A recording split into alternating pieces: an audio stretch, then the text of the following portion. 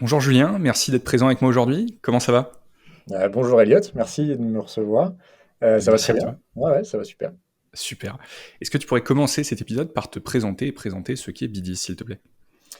Oui, bien sûr. Donc, je m'appelle Julien Huelvan, je suis le CEO et l'un des fondateurs de Bidiz. Pour commencer par moi, ce sera plus court. J'ai du coup fondé Bidiz en 2015. Avant ça, j'ai plutôt une expérience dans des boulots terrain, dans des ONG, donc rien à voir. Et avant, j'ai plutôt une formation littéraire. Moi, je suis plutôt de cette école-là, la philo, l'histoire, le latin, tout ça.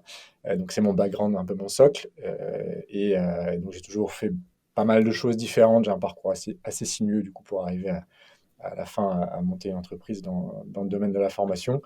Donc voilà pour moi. Après, si tu as d'autres questions, je répondrai avec plaisir. Et pour présenter Bidiz, donc Bidiz, c'est une plateforme de formation aujourd'hui qui est vraiment spécialisée dans la formation, notamment des collaborateurs terrain. Et l'idée, c'est de travailler sur des formats qui vont être très captivants, parce que c'est des populations qui sont très très difficiles à former, donc très captivants, qui peuvent s'inscrire dans le quotidien, dans le travail, qui peuvent être construits aussi autour de connaissances très concrètes, et avec une logique hyper participative, puisque c'est aussi des collaborateurs qui ont l'habitude du peer learning, qui ont l'habitude d'apprendre ensemble en communauté, donc on s'appuie aussi beaucoup là-dessus. Et donc ça, c'est pour ce qu'on fait. On vient du coup du monde de la formation, comme je le disais, depuis 2015. Avant, on a fait des choses très différentes avec, quand je dis on, c'est mes associés. Et c'est une belle success story puisqu'on a gravi les échelons petit à petit. Et aujourd'hui, on forme environ 150 grands groupes et grosses ETI, on va dire, c'est nos deux cibles. Donc on fait par exemple toute la formation de chez Orange, de chez Stellantis ou RATP. Donc là, on est sur des populations qui peuvent atteindre Ce qui représente combien de personnes? 150 grands groupes, ça veut dire quoi? 150 grands groupes, on doit être sur 2 millions d'utilisateurs à peu près aujourd'hui. Et après, pour te dire, des grands groupes comme Orange, on peut déployer sur 150 000 collaborateurs, Stellantis autour de 100 000, on va dire, un RATP 50 000 en France. Et après, ouais, il y a une branche RATP Dev où il y a aussi pas mal de présence à l'étranger. Donc, on doit approcher les 100 000 aussi. Voilà. Donc, ces gros volumes-là, on aime beaucoup. Et on aime beaucoup aussi les grosses ETI sur lesquelles on va être vraiment une plateforme de formation unique. Je peux te citer par exemple Etam ou Promode ou Amorino. Donc, c'est des grosses ETI qui ont plusieurs milliers de collaborateurs, beaucoup de staff terrain, évidemment, et avec lesquels on aime aussi bien bosser. Donc, on a ces deux cibles-là là-dessus. Et on est aujourd'hui une cinquantaine chez Bidiz à travailler sur ces sujets-là. On va être encore plus à l'avenir. Et voilà, situé à Paris pour l'instant. Et voilà pour la société dans les grandes lignes, on va dire. Génial. Je pense Bah, qu'on écoute, rentrera dans le merci détail. merci pour ces grandes lignes, cette belle présentation. On va reparler de Bidis, évidemment, hein, de comment ça fonctionne, de qu'est-ce que c'est, pourquoi vous le faites exactement, et qu'est-ce que le peer learning, etc. Mais avant ça, Mhm, un petit truc là qui m'a fait tilter. Tu as dit que tu avais une formation littéraire mhm. de base. Je trouve ça assez intéressant parce que d'habitude, on se dit toujours CEO de start-up, il faut avoir fait une grande école de commerce ou limite être développeur, et puis après, on code un truc, et puis on finit par monter la boîte. Ça a été quoi le parcours et comment tu t'es retrouvé justement à fonder Bidis? Oui, alors on est plus nombreux que ce qu'on pense à avoir un background plus littéraire. Comment j'arrive là? Alors moi, c'est vraiment mon socle, hein. Tout ce que j'apprends encore aujourd'hui est lié à des méthodes et à une culture générale autour plutôt du domaine littéraire que scientifique. Mais comment j'en arrive là? À la base, je fais plutôt un bac scientifique parce que je sais pas trop quoi faire, et puis parce que ça va globalement à peu près dans toutes les matières. Donc je fais un bac scientifique là-dessus. Après, par contre, ouais, ce qui me passionnait, c'était la philosophie, l'histoire, des matières comme ça.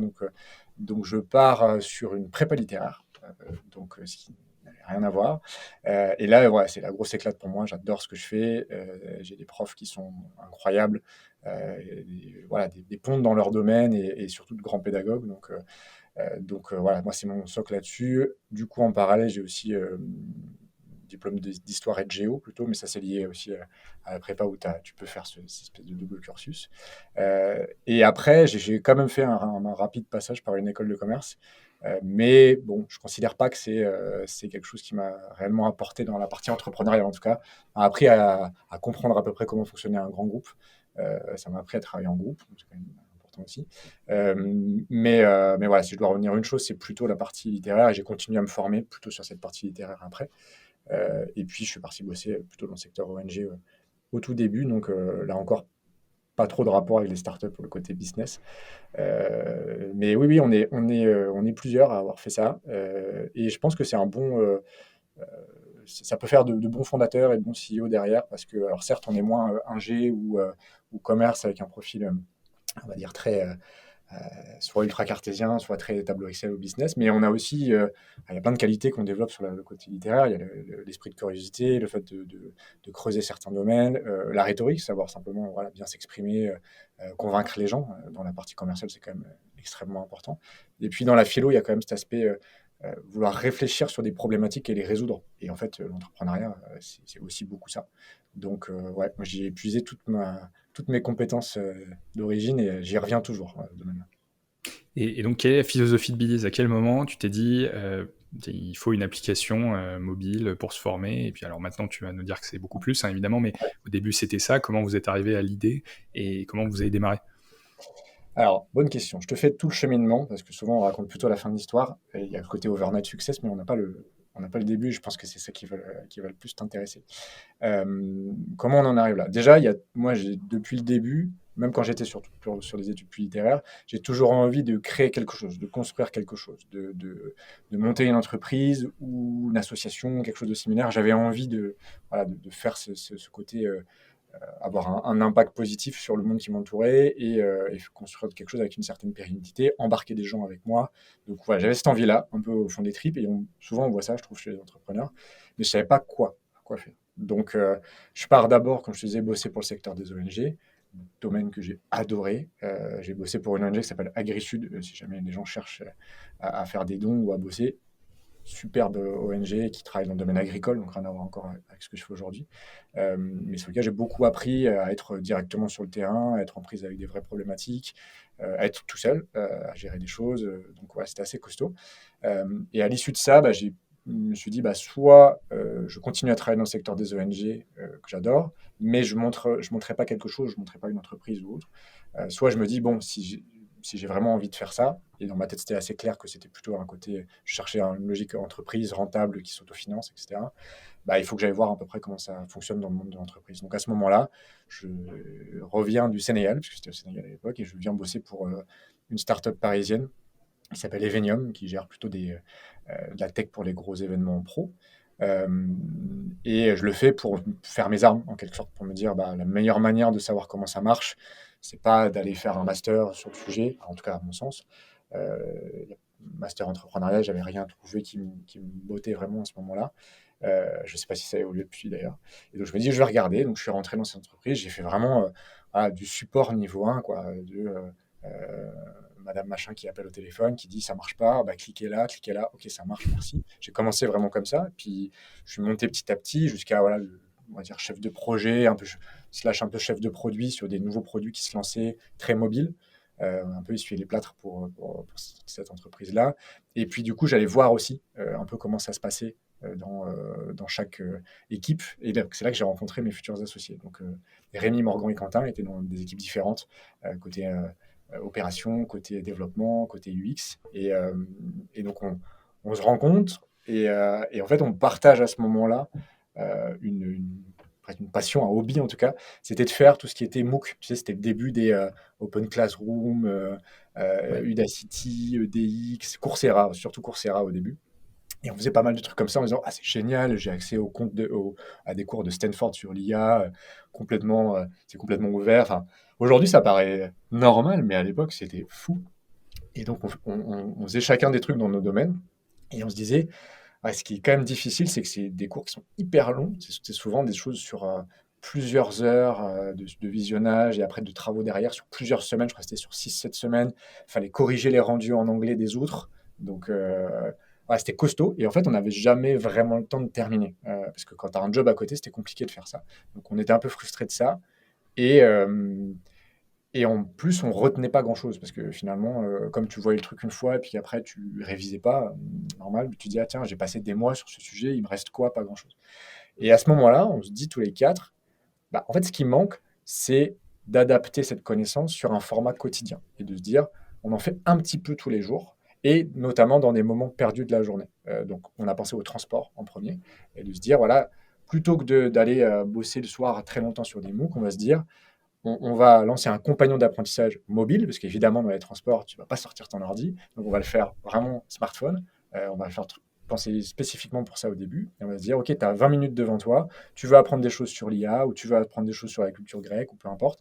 Ben, l'application va de sortir du contenu pour cette durée-là et très interactif, parce que le crash test qu'on faisait, c'était de se dire, tu prends la 13 un lundi matin, et tu es comme ça contre la barre, et tu peux quand même apprendre des trucs.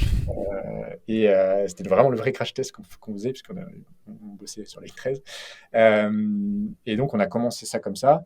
Un peu aussi en réaction tu vois, à l'époque un peu Candy Crush, en se disant, en fait, dans les transports, on faisait tout ça, du Candy Crush ou autre, on se disait, bah, finalement, on t'apprend rien, alors on t'en met ça à profit pour apprendre des choses. Donc, le premier truc qu'on lance, c'est ça, Bidis compagnon d'apprentissage mobile, plutôt grand public, plutôt connaissance hyper large.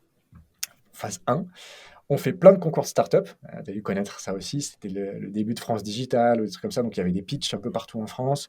Donc, tu venais voilà, t'affronter d'autres start-up à pitcher. Tu pitchais dans des jurys d'illustres entrepreneurs et voilà, d'autres jurys.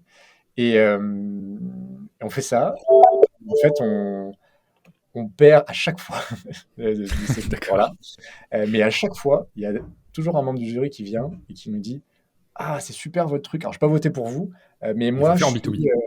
voilà, je suis directeur innovation BNP ou je suis responsable de produits EDF ou autre. Enfin, il y a souvent des grands groupes ça.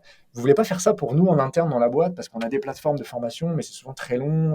On a du mal à engager notamment la jeune génération. Donc, c'est un vrai sujet pour nous. Est-ce que vous pouvez le faire en interne? Donc, comme tout bon start-upper qui se respecte, au début, on dit non, non, non, non, non, nous, c'est que du grand public et c'est ça ou rien.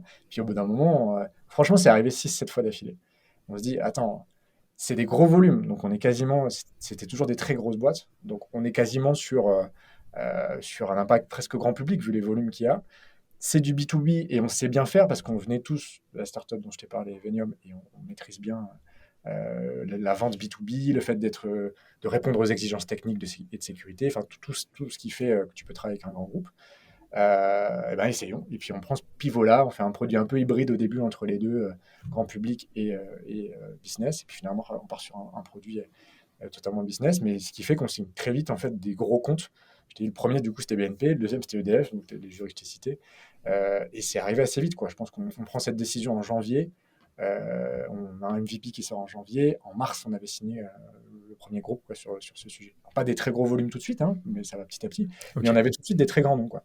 Et donc, ça a commencé comme ça. Dire nouveau format d'apprentissage, mobile, du coup, à destination des collaborateurs. Ok. Donc ça, j'imagine, c'était la première proposition de valeur. Maintenant, il y a Ouais, d'autres sociétés qui proposent aussi de faire du mobile, j'imagine, des concurrents qui ont forcément ouais, dû tout à fait. émerger. Comment aujourd'hui vous vous différenciez? Qu'est-ce que vous avez ajouté comme brique et sur quoi vous vous orientez? Pour toi, c'est quoi le futur après le mobile ou avec le mobile? Ben, il y a avant et déjà maintenant, parce que ça fait déjà Oui. quelques années.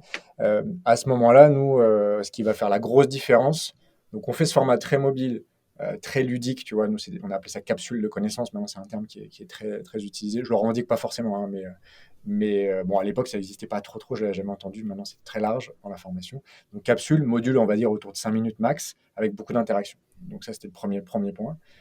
Beaucoup de gamification, vraiment l'antithèse du cours magistral e-learning descendant de 45 minutes où tu passes des slides et tu as juste envie de mourir en fait. Donc, Donc la lorsqu'on gamification, c'était un élément important ou est-ce que c'est du nice to have? c'était tout de suite hyper important. Mais pas de la gamification, disons des petits jeux avec des trucs qui volent et tout. Ouais, C'était parce qu'on s'adressait quand même à des populations sérieuses, entre il faut rester guillemets. un peu pro, ouais. Et donc, c'était plutôt les mécanismes derrière, de se dire, tu vas gagner des points, tu vas gagner des badges, tu vas pouvoir challenger un collègue. École Duolingo, tu vois, pour nous. Vraiment de se dire, on va pas faire un serious Ok. game. Par contre, les mécanismes d'engagement peuvent être de la gamification. Après, ça s'active ou ça s'active pas en fonction des clients. Donc toujours dans l'objectif de faire en sorte que la personne reste sur l'application Ouais. pour apprendre et qu'il y ait de la Reste, rétention. revienne, ritualise Ouais. ces temps d'apprentissage. C'est des sujets qui sont encore présents aujourd'hui. C'est vraiment hyper important. Donc, il y a ce format-là. Et en fait, on a des retours users parce que dès le début, on a eu la culture BDIS de se dire, on va faire des groupes utilisateurs avec les gens qui nous utilisent le plus, les gens qui nous utilisent le moins. Pas les gens qui nous ont acheté, mais vraiment leurs users finaux. Et on a des retours réguliers de ah, c'est super votre format capsule, moi je fais ça à la pause café, le soir en rentrant chez moi. Des fois, ils nous disent dans les réunions où je m'ennuie, ben, je le fais. Par contre, est-ce que moi je peux pas créer ma capsule pour mes collègues parce que j'ai un savoir très localisé. Ça intéressera pas le service formation parce que c'est trop petit, entre guillemets, mais je passe mon temps à le répéter et c'est sur un wiki quelque part, mais ça serait cool de l'avoir en capsule. Et pareil, on a ces retours régulièrement et on se dit, OK, deuxième move hyper intéressant, on intègre à Bidiz un outil auteur qui permet aux gens de créer leur capsule et qui donne la main à l'entreprise pour le faire. Mais la baseline était, tu sais faire un post LinkedIn, tu sais faire une capsule BD. C'était la règle qu'on s'était mis, donc on a beaucoup bossé dessus parce que c'était très dur à mettre en place. Et là, ouais, c'est la phase qui cartonne parce que on venait pas avec mes associés du service ou du domaine de la formation.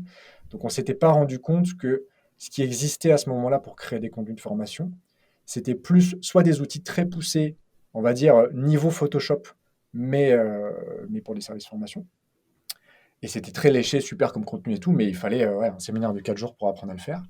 Ou bien des trucs pas ouf, du style, il fallait importer des fichiers Excel en mettant des noms dans des Donc une cellules avec des galère. questions. Enfin, voilà, galère.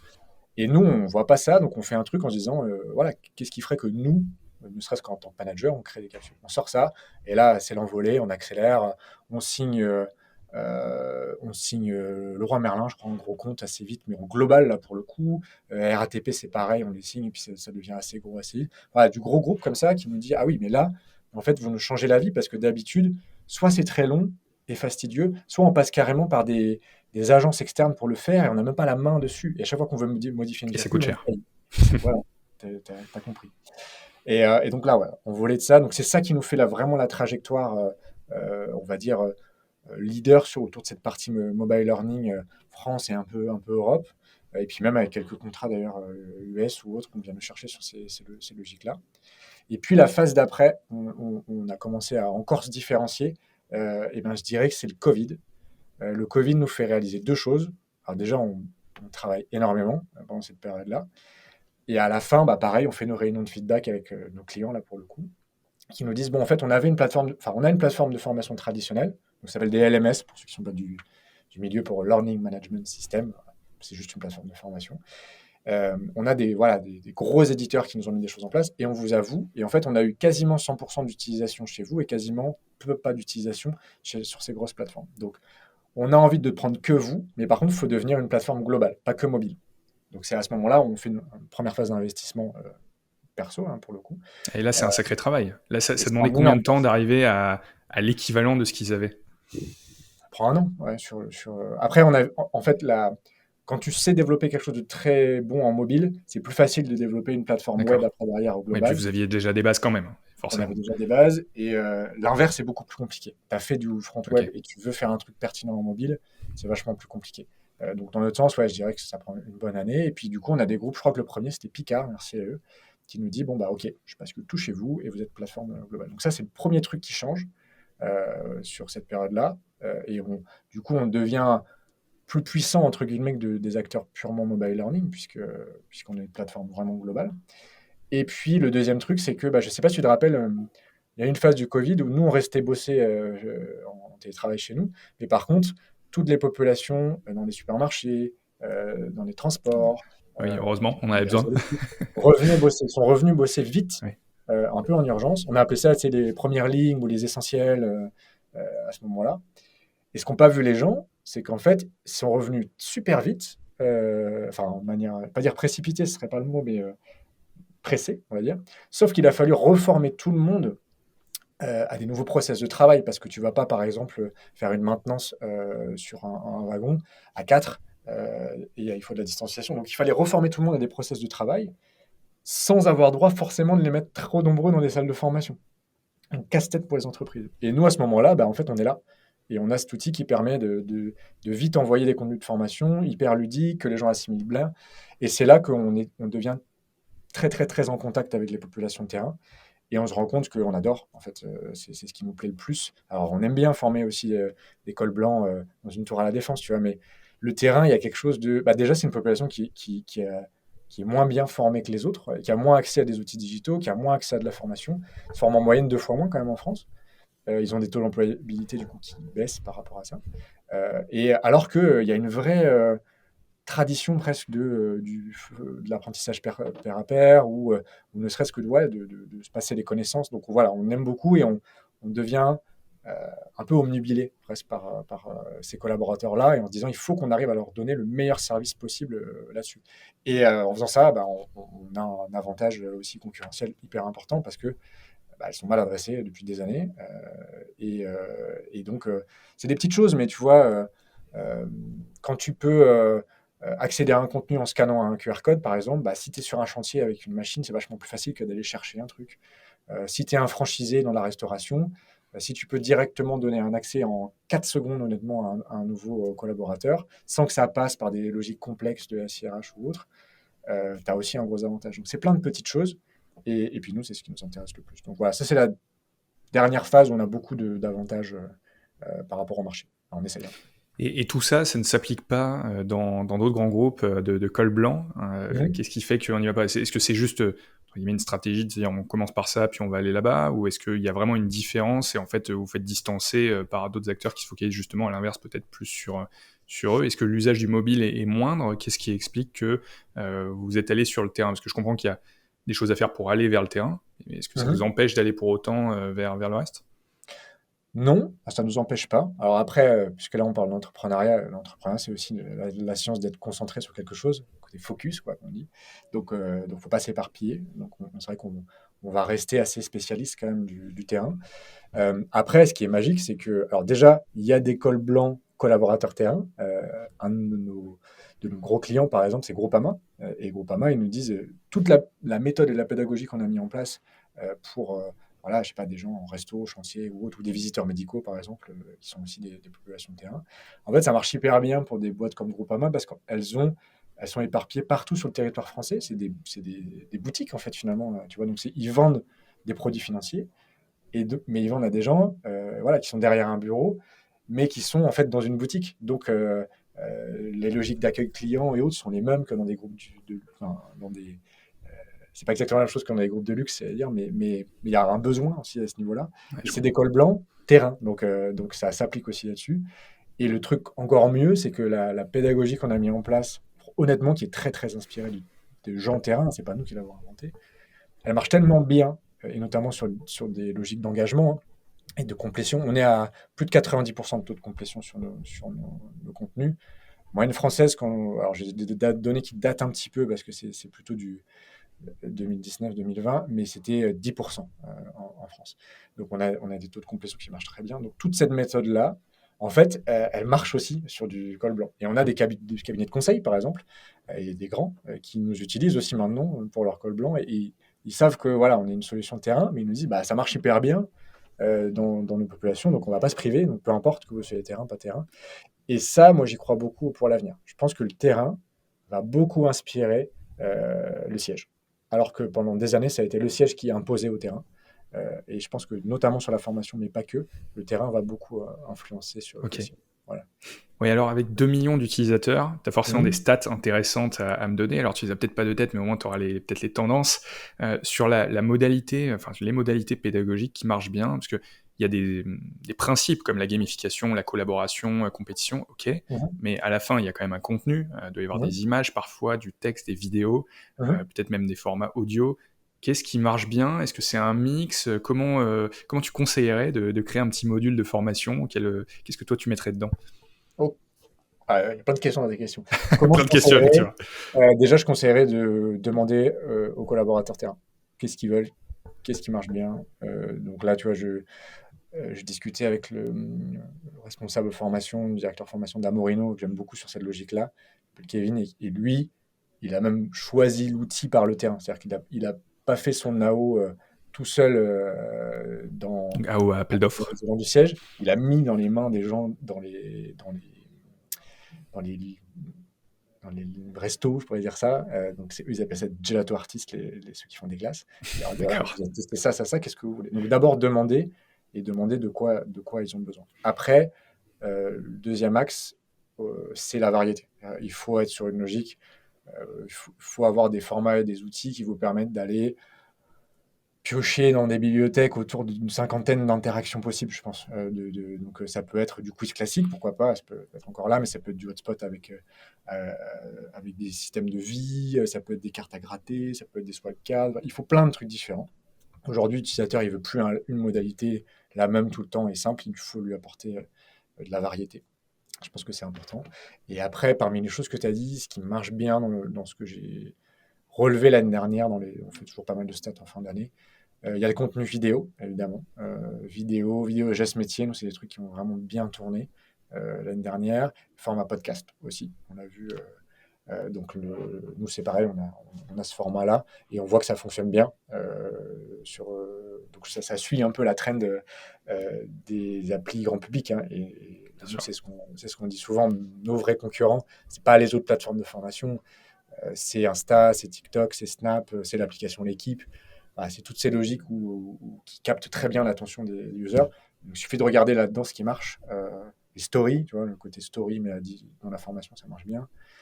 Le côté, on fait des trucs ensemble. Nous, on a par exemple une fonction qui s'appelle le live, où on peut jouer tous ensemble à un contenu de formation et se challenger. On va se dire, je sais pas, on est 5, on va suivre un contenu sur le nouveau produit que lance un restaurant. Et ben, on va le jouer, on va répondre au jeu en même temps, on va voir qui gagne le plus de points, qui passe devant l'autre, etc. Ça, ce côté interaction temps réel, fonctionne bien aussi. Ok, super, très clair. Alors, autre petite question qui me venait à l'esprit, c'est là on a parlé de terrain, on a parlé de grands groupes. Mhm. Qu'est-ce qui fait qu'on ne voit pas encore des applications mobiles pour apprendre à l'école, que ce soit à l'école primaire ou même dans les grandes écoles? À Ouais. l'école primaire, on pourrait peut-être se dire qu'il n'y a pas de téléphone à la limite, mais dans les universités, écoles de commerce, il n'y a pas de raison. A priori, quelle est la raison selon toi? Euh, le cycle de vente. Je pense qu'il y a une volonté des étudiants et des élèves, il y a une volonté du corps enseignant. Ce qui est compliqué aujourd'hui, ouais, ce qui va apporter l'innovation, c'est quand même le côté, c'est comme sur les startups, hein, à ce niveau-là, c'est pas les grands cabinets qui sont référencés par l'éducation nationale, etc., qui vont aller vers là. Donc, quand tu es une startup, il faut te dire qu'un cycle de vente éducation nationale, tu connais ça mieux que moi, c'est 1 an. Donc, il faut avoir les reins solides à tenir 1 an. Moi, j'ai des cycles de vente de 3 mois. Déjà, c'est pas ultra court. Donc, c'est pas évident quand tu te lances d'aller vers là. Il y a beaucoup de startups, hein. Je suis présent, enfin, je suis dans beaucoup de collectifs de startups RH et j'ai présidé certains boards d'assaut à ce niveau-là.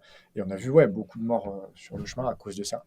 Maintenant, il y a des changements. Il y a un très beau projet là qui s'appelle Bien à l'école, qui date d'il y a 2 ans, je pense, où il fallait répondre c'était un appel à projet du ministère de l'Éducation nationale. Et donc, il fallait répondre par un consortium ou autre. C'est sur le décrochage scolaire, donc sujet extrêmement intéressant. Et là, on est plusieurs startups à avoir pu répondre. Et donc, il y aura, du coup, je peux te le dire, une application pour l'éducation nationale à disposition euh, par ce type de projet. Après, est-ce que ça va vraiment s'étendre complètement et être utilisé, systématisé ou autre? Je ne sais pas. Mais pour reprendre ta question, les freins, il y avait, je t'ai dit, le cycle de vente qui est vraiment très long. Le côté administration était quand même compliqué. Là, j'ai l'impression il y a une prise de conscience et ça se dénoue un petit peu. Ça va prendre un petit peu de temps à ce niveau-là. Mais sinon, le matériel, je ne pense pas que ce soit un vrai sujet. Euh, et là, surtout, la volonté des élèves et des professeurs, c'est pas non plus un frein, je pense pas. Ok, super clair. Donc, espérons que ça s'améliore dans les années à venir. Ouais, Et en croisons. parlant d'années à venir, enfin, sauf si je me trompe, hein, vous avez levé 8 millions récemment, c'est Ouais, bien ça, je me trompe pas sur le montant. c'est ça. Pourquoi, quasiment 10 ans après le lancement de Ah Bdiz, ouais, si je me ouais. trompe pas, quand on y pense, c'est quand même, parce qu'on a toujours à l'esprit les startups qui lèvent des fonds assez vite, Mhm. vous avez l'air de bien marcher si vous êtes encore là après 10 ans. Mhm. Pourquoi prendre cet argent maintenant et pourquoi faire surtout? C'est les deux questions importantes. Pareil, je te fais un petit peu les coulisses, comme ça tu sauras tout. Quand on monte Bdiz avec mes associés, on voit assez vite qu'on est dans un secteur où ça lève beaucoup et, à notre sens, un peu trop. C'est-à-dire que voilà, tous nos concurrents ont levé tout de suite beaucoup d'argent. Et donc, voilà, c'était assez étonnant, enfin pour nous. Et nous, on fait un peu nos calculs. très simplement, en mode entrepreneur basique, quoi. Et on se dit, bah, en fait, nous, il nous semble possible d'arriver jusqu'à la série A sans lever de fonds. En disant, voilà, on marche par palier de rentabilité, on s'autofinance. Alors, on n'a pas, nous, injecté des millions dans la boîte au début, hein. Personnellement, voilà, c'était moi, je sortais de mon premier ou deuxième job, on a mis quelques milliers d'euros sur la table chacun, c'est tout. Donc vraiment, on a fonctionné sur cette logique de se dire, OK, on signe ce client-là, qu'est-ce qu'on peut se permettre comme embauche après? Et trimestre par trimestre, on a gravi des choses comme ça. Et puis on voyait que ça marchait, parce qu'en fait, on gagnait régulièrement des appels d'offres ou autres face à justement des concurrents qui, eux, avaient levé des millions, des dizaines de millions, parfois des centaines de millions d'euros. Et ça, c'était assez grisant. Et donc Paris, on va dire Paris gagnait à ce niveau-là. Et pourquoi on s'était dit jusqu'à la Serie A? Parce qu'après, on faisait aussi nos petits calculs en se disant, bah, à partir de là, si tu veux vraiment passer un step, quoi, si tu veux vraiment aller grossir à l'échelle, là, ça devient intéressant d'aller financer. Par contre, tu as déjà, du coup, travaillé ta rentabilité. Nous, on voulait déjà se dire, OK, on a tous nos ratios de rentabilité qui sont là, on sait créer de la valeur, on sait créer de la rentabilité, et après, on peut injecter. Là où on voyait peut-être nos concurrents faire un peu l'inverse, se dire, on va injecter, et puis à un moment donné, on rattrapera la rentabilité. Peut-être que ça marche, mais nous, c'était pas dans notre philosophie. Et ce qui est hyper intéressant, c'est que du coup, euh, bah, avant, du coup, on n'était pas très intéressant pour des fonds parce qu'on était rentable. Moi, j'ai vu deux, trois. Alors, on n'a pas cherché beaucoup, mais on a eu évidemment deux, trois points de contact. Et puis, c'était rigolo dans les rendez-vous parce qu'il y avait cet aspect ah, mais super ce que vous faites, etc. Bon, par contre, vous êtes rentable et vous faites pas 100 millions dans 2 ans. Donc, du coup, pas très intéressant. Et je pense qu'il y a eu un basculement. Ah, il y a clairement eu un basculement Ouais. dernièrement, Dernièrement, c'est exactement. sûr. Et nous, ça coïncidait au moment où, du coup, on arrivait en position de pouvoir faire des séries A. Donc, tu le sais quand tu as fait un certain chiffre d'affaires, on va dire, et un certain chiffre d'affaires récurrent surtout. Et donc, bah, du coup, on regarde un petit peu. Et là, ouais, certains, même fonds qu'on avait vus plusieurs années auparavant, on nous disait, ah oui, mais là, vous êtes rapide, mais rentable en même temps. Donc, c'est ça qu'on cherche maintenant. Et du coup, c'était plus. Je discutais avec un ami qui a un peu la même vision que moi. Il me disait, en fait, avant, les gens cherchaient des licornes, et maintenant, ils cherchent des chevaux de course. C'est-à-dire, qui vont vite, mais qui existent, en fait, à ce niveau-là. Et donc, ouais, nous, on a bénéficié de ça. Ça nous a permis de choisir avec quel fonds travailler. On a eu cette chance-là aussi d'avoir plus de propositions sur la table que de place, on va dire, au capital, parce qu'on ne voulait pas non plus aller lever plus de 8 millions. Euh, et ouais, hyper confortable. Du coup, on a pu aller chercher des fonds qui sont plutôt tournés vers l'impact, qui est important pour nous. Après, je me dis, vu le nombre de messages LinkedIn que j'ai reçus après derrière, d'entrepreneurs qui me disaient, ouais, c'est super, on n'avait pas vu ce genre de boîte avant, moi je me reconnais vachement là-dedans, je ne suis pas dans le modèle hyper cash burner qu'on peut voir, et du coup je me sentais un peu tout seul. J'ai l'impression qu'on est un peu chef de file, ou qu'en tout cas symbolique de ce qui peut se passer à partir de maintenant dans les prochaines levées, et j'espère que ça va continuer, en particulier pour notre secteur. Voilà, que les investissements vont se tourner vers des boîtes qui ont d'abord régler le problème de la rentabilité avant de régler le problème du financement, ouais, de l'hypercroissance. Voilà. Et alors, pourquoi faire? Vous allez en Et faire quoi? pourquoi faire? Oui, bah, bonne question. Très simple.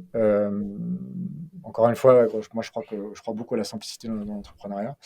Bon, vu qu'on a bien travaillé nos ratios de rentabilité, on sait 1 € d'investi ce que ça rapporte en client. Et donc on a une machine commerciale qui est vraiment bien ficelée entre le marketing et les sales. On a fait jusqu'à présent, pour te dire, quasiment 100% d'inbound, hein, donc on chassait très peu et on avait quasiment que de l'entrant, du bouche à oreille ou autre. Et donc aujourd'hui, bah, on va investir là-dedans pour se dire, OK, si on investit 1 euro, ça rapporte tant de clients derrière, donc on va accélérer à ce niveau-là commercialement. Deuxième axe, on est une boîte tech. On adore améliorer le produit, rajouter des choses. Et dernièrement, évidemment, il y a eu l'IA générative qui nous a fait encore passer un palier. Donc, on va continuer à faire de la tech. On a toujours fait beaucoup plus de produits que autre chose. On croit beaucoup à ce que le produit puisse convaincre par lui-même le client et surtout l'utilisateur final. Donc, il y a beaucoup d'innovations, plateforme globale, les spécificités, encore une fois, pour le terrain, en écoutant le terrain, ça va être aussi hyper important. Et dernier axe, on va aussi de plus. Alors, on va dire, je vais en dire deux. Il y a une accélération à l'international parce que on a la chance, nous, d'avoir toujours eu à peu près 20% de nos users finaux qui sont à l'étranger. Donc, c'est une solution qui marche bien aussi à l'étranger, Bidiz. Mais on n'a jamais fait d'action commerciale particulière. On n'a pas de bureau à l'étranger, n'a pas de commerciaux qui sont dédiés à un pays ou autre. Donc il y a une accélération aussi, un peu d'investissement côté international, plutôt à l'échelle européenne d'ailleurs. Et puis il y a la transfo. On est aussi de plus en plus connecté aux entreprises qui veulent se transformer et qui nous disent bah, je me transforme, mais j'arrive pas à embarquer le terrain. Et visiblement, vous savez faire vu les taux d'engagement que vous avez. Donc on se connecte aussi plutôt par côté transfo. Ouais, c'est ces quatre axes-là qui vont être des pistes d'investissement pour la suite. Génial. Et ben écoute, c'est hyper intéressant. On commence à avoir fait à peu près le tour de ce que je voulais évoquer. Ce que je te propose, parce que je vois le temps qui file, c'est qu'on passe aux questions de la fin, si ça te va. Et on va commencer avec la première, donc qui est la formation dans 10 ans. Pour toi, c'est quoi? C'est loin. C'est loin, il y a beaucoup de choses qui peuvent changer. Mais je vais quand même faire l'exercice. Euh, je pense qu'il y a, enfin, j'espère qu'il va y avoir un énorme progrès sur le format, format de la formation, sans vouloir faire de jeu de mots. Je pense qu'on est toujours très en deçà, globalement, hein, je mets tout le monde dans le même panier, de ce qu'on devrait faire en termes d'arriver à être hyper captivant en termes de format de formation. On se doit d'être les meilleurs pour arriver à capter l'attention. Et plus ça va aller dans les générations, plus ça va être hyper important.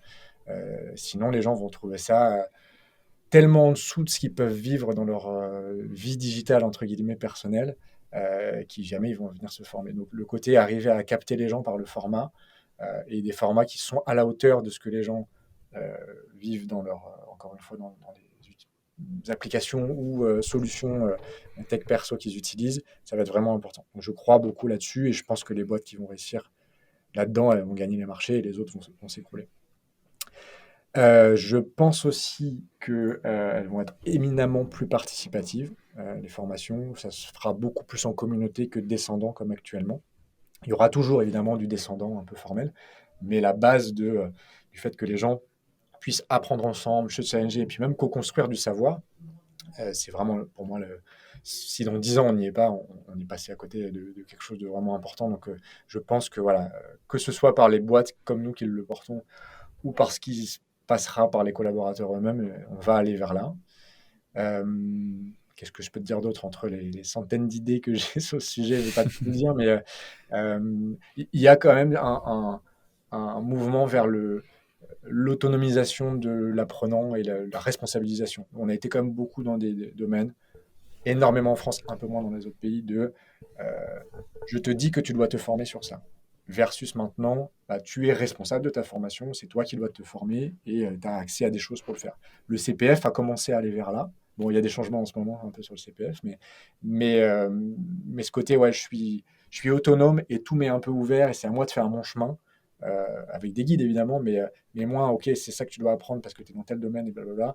Je pense qu'on va aller vers ce côté-là. Et sans doute moins théorique aussi. Je pense qu'on va avoir des combinaisons plus fortes dans l'avenir de formation théorique et de formation pratico-pratique, et que c'est la combinaison de ces deux choses-là qui vont faire des choses intéressantes. Et on va moins cloisonner les deux. Voilà, le côté savoir très abstrait, soft skill, etc. Et versus comment je nettoie une machine, je sers des boulons, etc. Donc, je pense qu'il y a ça dans les 10 ans. Entre autres, des milliers de choses. Hein, Entre autres, mais c'est déjà pas mal. On va commencer par ça. Est-ce qu'il y a une personne ou un média que tu suis particulièrement dans l'univers de la formation? Alors, je suis beaucoup mes top clients qui m'ont fait grandir. Mais bon, ils ont pas de. Je les suis parce que je les appelle directement et je vais les voir. Mais dans les gens que je vais suivre, moi, je conseille. Enfin, j'ai été très inspiré, je suis encore très inspiré par un monsieur qui s'appelle Vincent Fayet, qui est un professeur de SVT dans un lycée, et en fait qui a complètement bousculé son modèle d'apprendre au sein de sa classe. Il a fait un TED. Allez voir, vous tapez Vincent Fayet. On pourra mettre le lien, peut-être. On pourra mettre le Sinon, lien, ça tout à s'écrit fait. FAI2LET. Et c'est un super prof que j'aurais adoré avoir, qui est venu du coup chez Bidis nous expliquer un peu ce qu'il faisait. C'est ça qui nous a fait aller beaucoup nous vers l'apprentissage en communauté, l'apprentissage participatif. Mais en gros, il a pris un modèle des années 1800 qui s'appelle l'enseignement mutuel, où les élèves s'enseigner des choses entre eux, mais avec une méthode vraiment particulière. Il l'a modernisé complètement pour créer la classe mutuelle et il fait en sorte que sa classe, bah, les gens, bah, voilà, si vous voyez un peu ce qu'il propose, sa classe c'est assez étonnant. Il fait 10 minutes de cours conceptuel et après le reste du cours, c'est les élèves qui peuvent s'expliquer des choses entre eux. Ils ont des tableaux partout dans la classe pour écrire. Mais c'est toute une méthode. Voilà, ce serait difficile à expliquer là, mais Vincent Fayet, hyper inspirant, TED sur le sujet, donc faut aller le voir. Enfin, et le faire Super, intervenir. on mettra le, TED, Ouais, le TEDx ou TED directement c'est un dans la TEDx, description. je crois, ouais. Est-ce qu'il y a un outil plutôt digital que tu as envie de partager aujourd'hui? Bah, moi, je suis assez. C'est une bonne question. Je suis assez euh, utilisateur de nos propres outils. Donc, voilà, dès que j'ai des connaissances à transmettre ou que je veux retenir quelque chose ou autre, je passe toujours par Bidiz. On a notamment une logique qu'on appelle les tips qui permet de capter hyper vite un savoir, que ce soit sur une page web ou que ce soit un geste métier. Donc, j'utilise énormément ça. Pas de bancaire, j'utilise assez peu de choses. Cela dit, si je dois, dans les trucs que j'ai découverts récemment, que je commence à creuser, il y a un truc qui s'appelle Obsidian qui m'a fait un peu tilt. C'est de la logique un peu de second cerveau. Je sais pas si tu as déjà entendu parler de ça. En fait, bah, tu crées des petites notes en fonction de ce que tu lis ou de ce que tu apprends et tu fais des liens entre eux. Et ça te permet, voilà, d'avoir, en créant des liens logiques entre plein de choses, ça te permet ouais, de créer plus facilement des posts sur les réseaux sociaux ou d'écrire des livres, etc. Il y a tout un monde derrière. Franchement, le logiciel, j'ai commencé à l'ouvrir et à l'utiliser. Il est pas du tout, je trouve, user-friendly, mais l'idée qu'il y a derrière, elle est assez belle. Donc, Ouais, l'idée est sympathique de se dire je pose mais, en tout cas quelque part tout ce que j'ai à l'esprit ouais, tu pour, connaissais? créer. Ça te dit quelque Ouais, je chose? connaissais effectivement aussi. Donc Je sais pas si j'ai bien décrit le truc, mais je suis pas fort utilisateur, mais le principe est effectivement intéressant et j'étais pas forcément non plus convaincu de l'interface, donc tu se rejoins un ouais, petit peu là-dessus. on Mais, fera peut-être mieux. Peut-être Bidis fera des trucs comme ça plus tard. qui On sait? essaiera de faire mieux, mais l'idée du logiciel, elle est incroyable. Ok. Est-ce qu'il y a un livre que tu as sur ta table de chevet? Ma table de chevet est une pile de livres. Du coup, j'en ai plein là-dessus. Euh, Ce que je peux conseiller du moment, alors peut-être du moment et puis celui sur lequel je reviens souvent. Celui sur lequel je reviens souvent, il s'appelle L'éloge du carburateur. Je ne sais pas si tu as entendu parler de ce bouquin. C'est Pas du tout. de Matthew B. Crawford, un truc comme ça. Alors, son histoire est incroyable aussi. C'est un chercheur américain, plutôt je crois en sociologie ou autre, qui était dans un think tank vachement réputé ou autre. Et en fait, il a déprimé et il a démissionné et il est parti ouvrir un garage de réparation de motos, vintage, je crois. Euh, Ok. et en fait, tout son livre, c'est à la fois un essai un peu sociologique et en même temps, il raconte un peu sa vie. Et il montre à quel point on a ostracisé les métiers manuels et pourquoi on a eu tort et à quel point lui, quand il pratique un métier manuel, bah, ça a du sens, ça développe ses facultés intellectuelles Bien et que sûr. voilà, il ne faut pas séparer les deux, il ne faut pas rentrer dans une logique de métier de complètement Ah d'abstraction. bah, Mais évidemment, c'est ça pas me pour rien parle. qu'on voit qu'il y a 20% des grands diplômés, même enfin de grandes écoles, qui vont retourner vers un métier manuel sous 5 ans après leur Exactement. diplôme. Ce qui est quand Ouais, même mais assez fou. Alors qu'ils ont investi des années et des milliers d'euros en général dans les études. Donc c'est qu'il y exactement. a, ouais, Ouais. ouais, il faut qu'on en parle. Donc ce livre, il est top pour ça. Il est plutôt écrit simplement.